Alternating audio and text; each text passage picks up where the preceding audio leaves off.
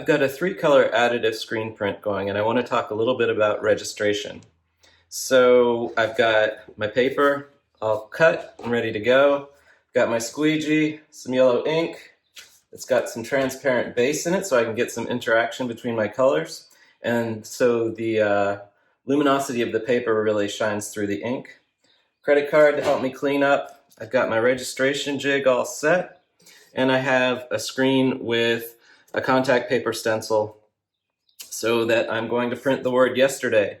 So I know that my screen's always going to come down in the same spot because I've got, it will fit right into the corner of that jig. And even though I can read the text in case it's covered up with ink, I'm just going to put a piece of tape there so I know that that's side of the screen always fits into the jig closest to me. So part of the problem with registration is you put your screen down and you can't see where your paper is, and you need your paper to always be in the same spot so that you have a consistent addition of prints. So what I've done is I've created a flop here. I have a piece of transparency, and what I've done to make it a little bit longer, because this is only 8.5 by 11 and I'm printing on 11 by 14 sheets of paper, is I've taped it to a piece of paper so that I have a little bit of a bigger reach, and I'll be able to slide my paper under a little bit more easily. So what I'm going to do is I'm going to print my image onto the flop, and then I'm also, so I'm going to print it onto the flop so that I can place my paper under it and see exactly where I want it to be. All right, so a little bit of ink.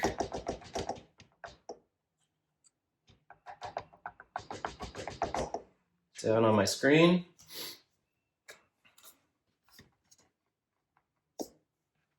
I'll go ahead and flood.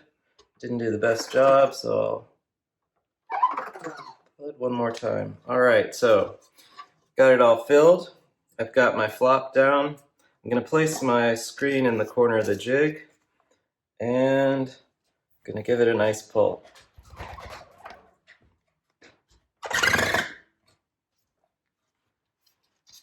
Pull it up, and I've got my ink down on my jig. So on my flop. So I'm going to go ahead and flood my screen.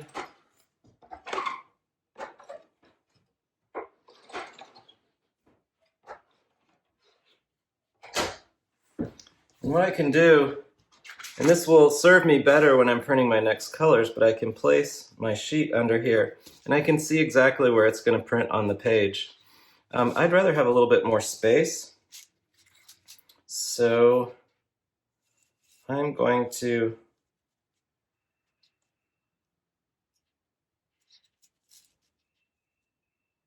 put my paper here, and to help me know that I'm always placing my paper in the same spot, I'm going to create some little L marks with some masking tape so that when I place my next sheets down, I know that I'm placing them in exactly the same spots. You can layer up your tape if you want so that you get a little bit more of a lip and it catches more easily. Now when I flip my flop back, I like to fold it over on itself so I don't get ink on the table.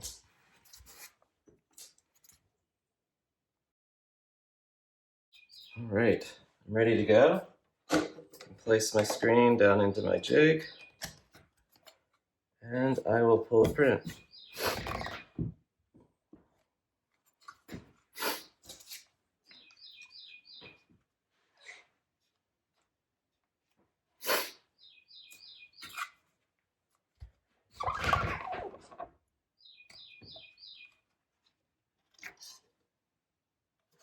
That is a messy print. So I'm going to pull a couple prints to see if I can get some of the ink off of the back of my screen.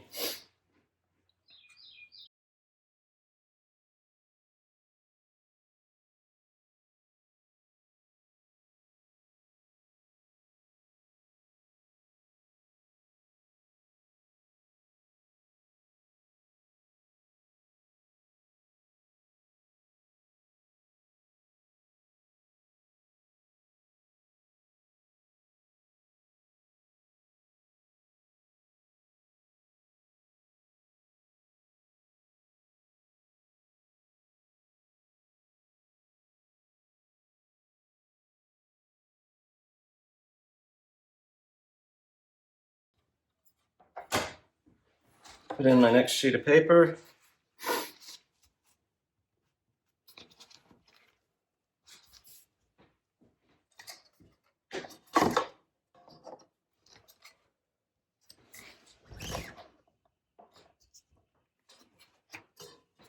All right, there we go. That's a little bit better.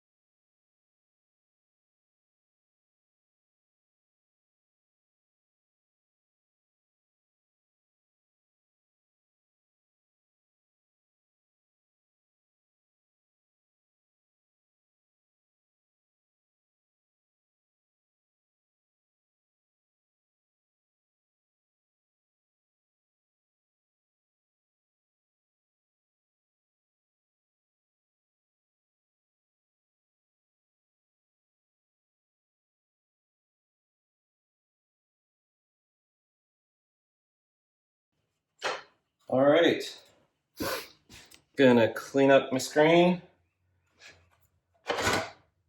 reclaim my ink, get my next stencil ready to go, and we'll print the next color.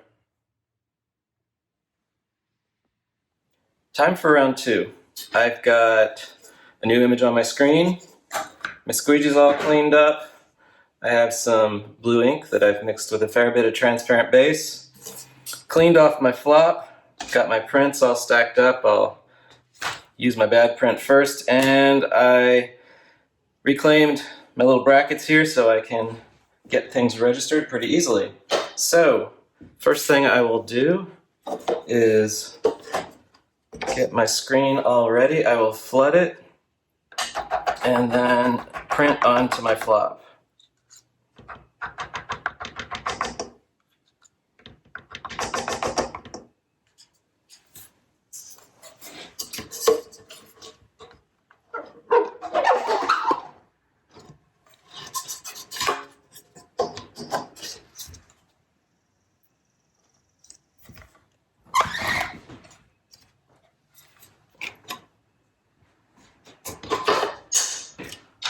Go ahead and flood.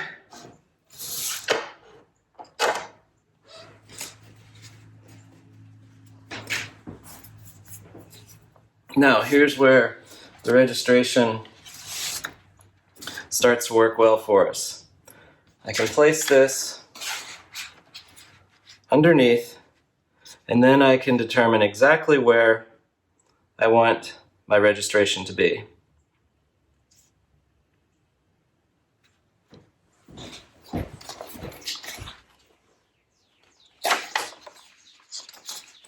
So I have a printout of my design so I can compare for how I want things to look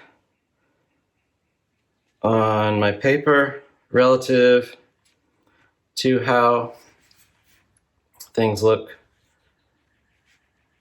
here printed out.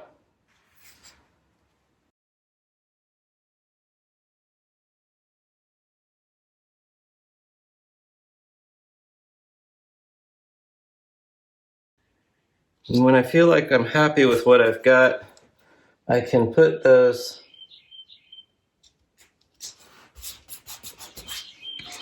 brackets down, and I'll know that I'm going to be placing my paper in the proper spot each time.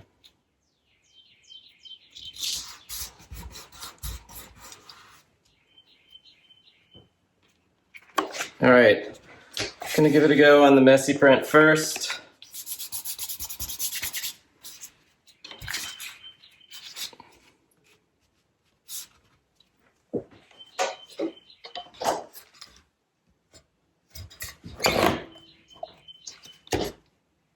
All right, got some nice transparency going there.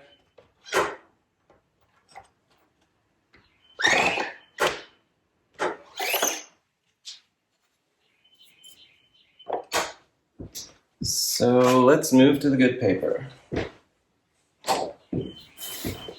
I can see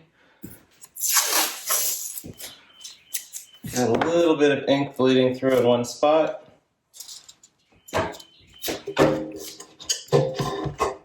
So I'm going to carefully cover that on the back of the screen.